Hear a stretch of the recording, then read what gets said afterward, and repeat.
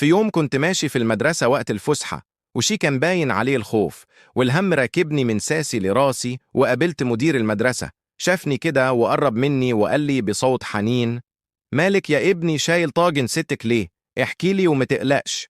رحت قايل له: والنبي يا عمو المدير أنا عايز منك خدمة، ولو عملتها لي هديك بوسة. المدير قال لي: طالما فيها بوسة قول لي بقى في إيه؟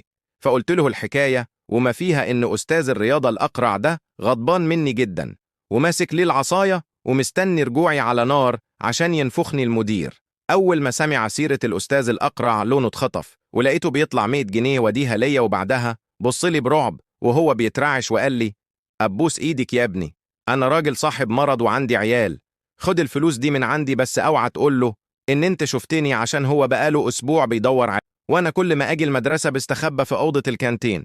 رحت قلت له: طب أنا أعمل إيه؟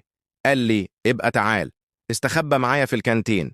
ومن يومها أنا والمدير لما بنيجي المدرسة بنستخبى في الكانتين، فاللي عنده حل يا ريت يقول له وينقذنا.